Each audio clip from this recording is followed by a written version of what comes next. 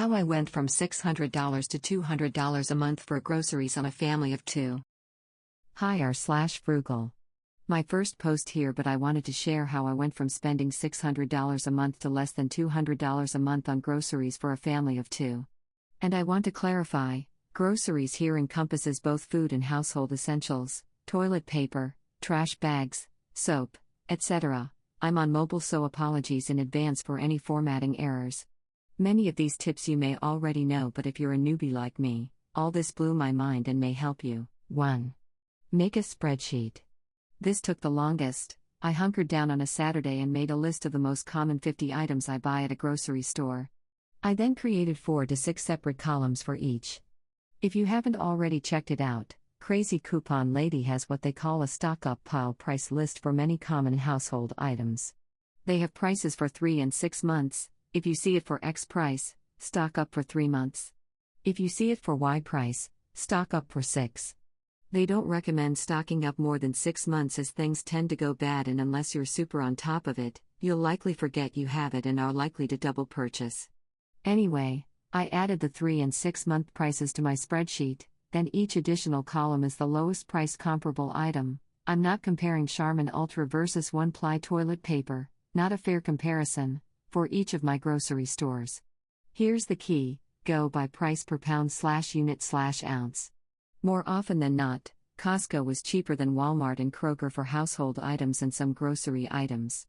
Aldi consistently has the cheapest meat.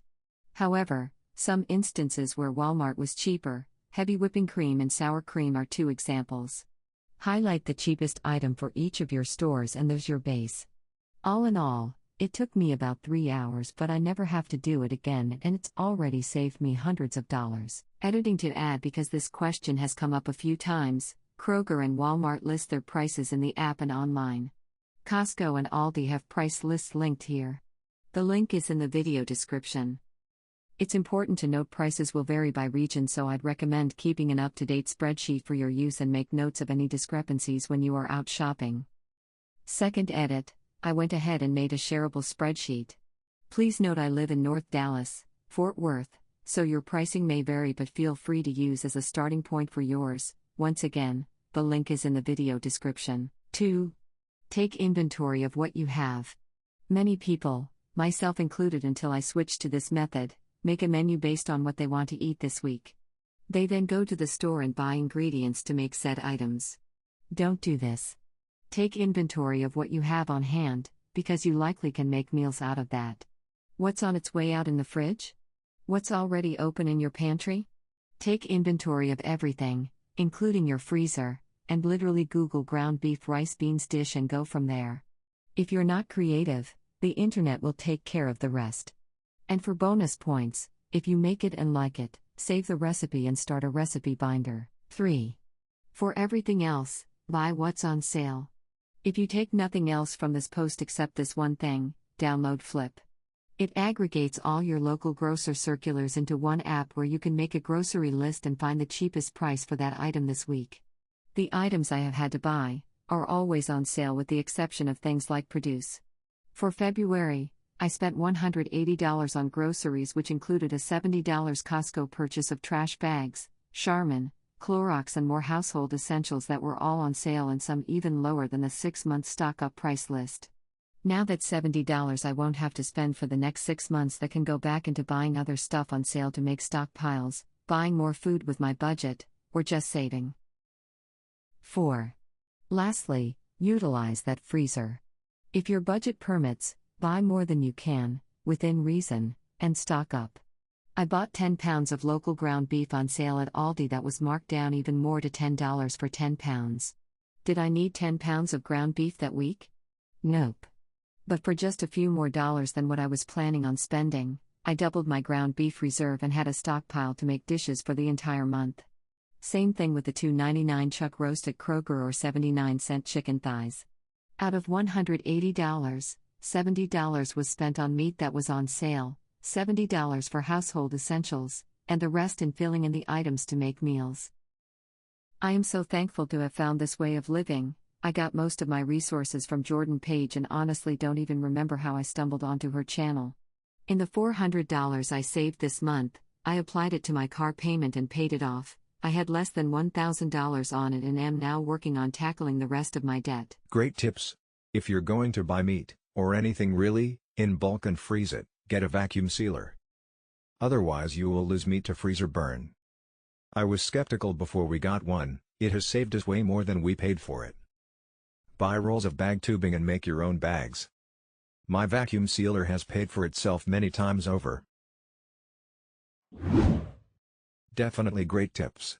I challenged myself to use up things in the freezer, fridge, and pantry through all of February and only spend $20 to $25 on groceries per week for our house of 2.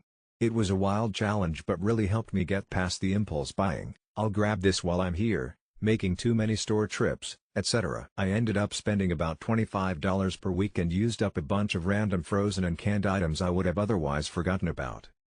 I'm guilty of forgetting what I have laying around too. I got laid off recently and it has forced me to remember that I have 6 cans of beans in my pantry I should make a meal with instead of starting a whole week's worth of meal ideas from scratch. We're a household of 2 as well and $400 to $600 a month in grocery purchases aren't uncommon for us. I try to buy as many ingredients versus prepared foods as possible to stretch my dollar but definitely need to shop smarter. Thank you for this. I'm really curious about this. My wife and I have never spent anything near $600 per month on groceries including household essentials. Were you insistent on name brand things before? I'm just having a hard time picturing your grocery hauls at such a high dollar amount. I live in Eastern PA for regional context. Good timing. I always thought that our household of 2 was pretty frugal on groceries. We shop sales, don't buy expensive items, make a weekly menu, etc. But this weekend my husband woke up ahead of me and spent his time going over our purchases on our debit card and discovered we were spending about $600 per month for just the 2 of us. Yikes! We've committed to documenting all of our grocery purchases on a spreadsheet, divided between food, dry goods and snacks, the likely source of most of our overspending. I already find myself passing the tempting snacks because I don't want to have to write that down. Will how we do by the end of the month? We only spent $300 last month and I had noticed that we bought fewer snacks than usual. I think that accounted for $75 of our savings. I need to do this. It's just me and the dog at home and I spend around $100 per week. I do try to buy organic meat and the less toxic versions of cleaners, but I'm always surprised how much it costs to just feed me.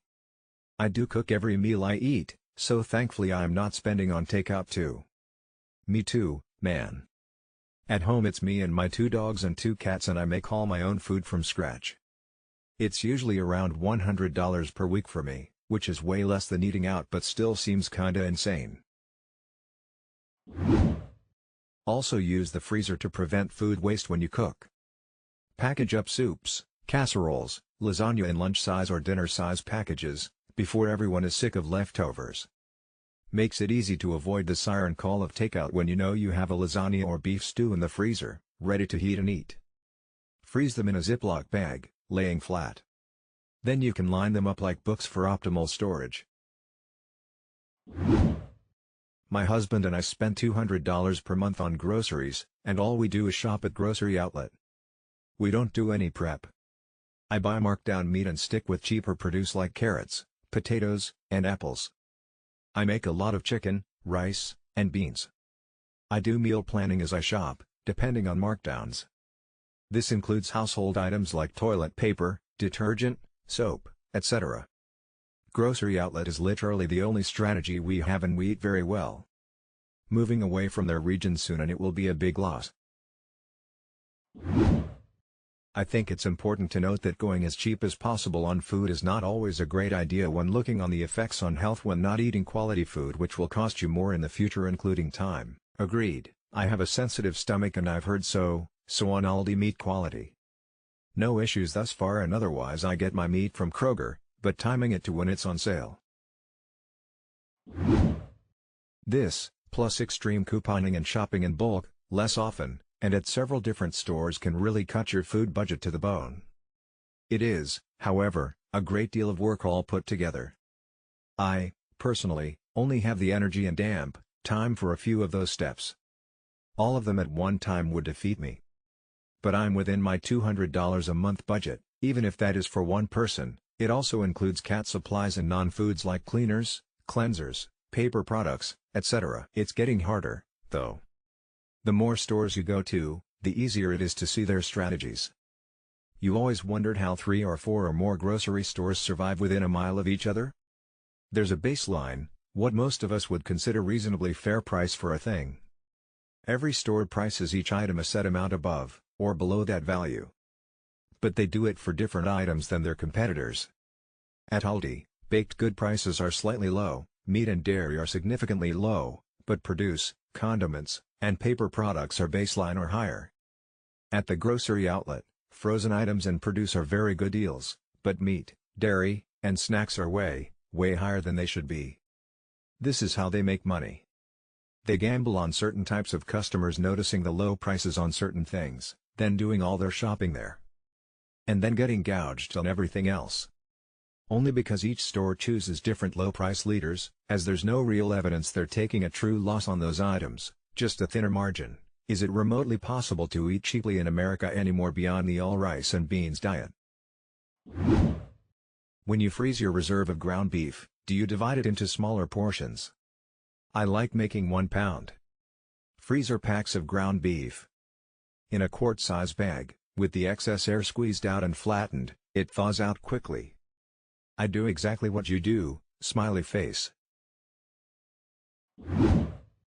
My small-ass apartment has the capacity to fit 2 small pizzas in the freezer and that's it. Wish I could buy bulk. Just buy bulk for non-perishable and household stuff like toilet paper, laundry detergent, trash bags, etc. Non-perishable food stuff like rice, oats, pasta, canned vegetables, and etc. are sometimes put on good sales at Sam's Club or Costco. Even just choosing the size with the cheapest unit price at the grocery store saves something. We have a regular fridge with its regular small freezer, so we don't sweat stocking up on anything perishable. Intentional shopping is so important. I have a dry erase weeks calendar on the pantry door, and I write down for each day breakfast oatmeal/toast/eggs lunch, snacks, dinner, and I go buy those things. And I write it down before I shop, and like tip number 2, I look at what I have before I write it down. Like tip number 4 and number 3, I buy more than I need when appropriate money-wise and sale-wise. I have a freezer and a pantry shelf in the garage.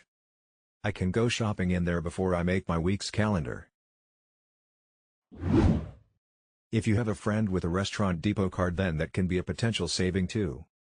Even if you don't save on price, you can sometimes get better quality or other benefit like peeled raw shrimp versus unpeeled raw shrimp. I like your spreadsheet idea.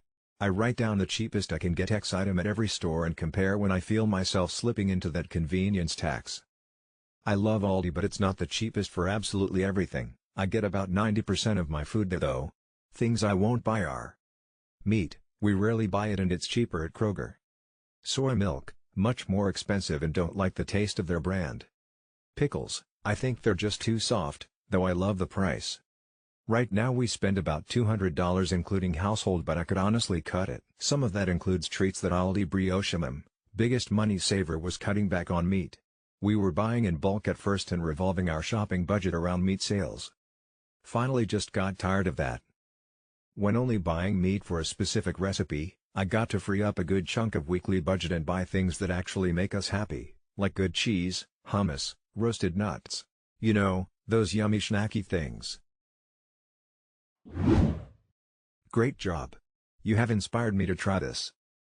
Groceries are my biggest budget item and I cannot seem to bring the cost down because the great majority of the items I buy are fresh, fruits and veggies, or organic, cereals and milk. Well, I think you know how to save money. Stop buying organic. Or stop buying processed foods like cereal. Oatmeal is cheaper. For fruits and veggies, buy frozen or buy what's on sale. This is what I do just without a spreadsheet. I've been in charge of planning the grocery shopping since I was a kid, so now that I'm on my own I know the price range already for most items and the amount I refuse to pay, the amount that I'll grudgingly pay, the amount that I'd like to pay and the amount at which I'll be buying 10 to 20 items in bulk. I just tried to think of something that I don't have that info memorized for, but I couldn't really come up with something. Maybe something like soy sauce or asparagus that I buy very rarely, but even then I have a general idea of the range and I honestly buy those like twice a year or something, so I'm too bothered. I live alone, so I go through food fairly slowly and I don't have anyone besides myself and my cat who will complain if I run out of something. Because of this I'm able to bulk buy and pretty much exclusively sale shop. Great post. Some other things to look at, or consider. Meat is going to be your largest expense. Look around for a local butcher. They will many times offer a bulk discount, or a variety pack, discounted as well, or discounts for cuts that need to be moved along due to time. For vegetables, frozen veggies are just as good as fresh produce, but without the time limit, and are priced very reasonably for bulk shoppers. Look to see if there's a restaurant supply store selling to the public, for fresh fruits, vegetables, pasta, rice. Prices will knock your socks off. We do a lot of recipes featuring rice or pasta, with a lot veggies and little meat. A lot of casseroles, soups, stews, crock-pot meals with little meat, allows us to feed a family of 5 for about $500 per month on average. The kids are 12, 15, and amp, 16, and one swims and another runs cross-country. It's doable. The butcher tip is very true. I save a ton going to my local butcher. Better quality too. I also made a spreadsheet for help saving money on groceries. One of the things I did with that was keep track of how many servings are used for items that are not easily divisible. For instance, add 1 serving to the Parmesan column every time you shake some of the Parmesan powder onto your spaghetti. Then, when the item is finished, you can find out how much it costs for every serving. It's a little OCD, but it does yield some pretty interesting data about much things really cost. Because you might think of something like Parmesan as being a negligible cost because the item seemingly lasts forever, but that may be just because you don't eat spaghetti very often, and in fact the individual price per serving is more than you actually want to spend for that little extra flavor, and that can help you identify some fat that could be trimmed from your current spending. Counterpoint: while it is a wonderful thing to know how to live on a budget of $200 per month with a family of 2, you take a massive quality of life hit to do so. Of all the places you can splurge a little and get a lot of quality of life in return, groceries is the number one. This is something I've come to realize, too. Between me and my wife and our dogs we spent probably about $500 $600/month, but it's a huge quality of life thing. I like to cook, but if I'm just throwing together something simple and damp cheap too many days/week, it turns into a chore. Cooking something more complex, and therefore more expensive, is way more enjoyable for me. Plus, time equals money and I have very little free time at the moment, so dedicating extra time to frugal grocery shopping just ain't worth it. You can also subscribe to eMeals, which has store-specific meal plans. If we stick to the meals and do 1 pizza or takeout night a week, we can do $400 for a family of 4 pretty easily. I like the variety and the fact that it plugs right into Walmart pickup shopping, so I can get the prices without needing to step foot in Walmart and deal with the people. I genuinely can't imagine spending that much unless I ate steak and lobster every week or bought that one spice that's used in India and that costs a ton. Saffron feels like the right one, but I can't remember. Steak was definitely a meat I'd buy and I still do, but now only on sale. It was a combination of convenience factor, 1 store versus 4 stores, not paying attention to prices, the random purchases from strolling down the aisles, and just letting food go to waste. All of those things can really add up. Great post. Well done, Ob. What are everyone's items that you refuse to scrimp on? Have ecological considerations helped your budget?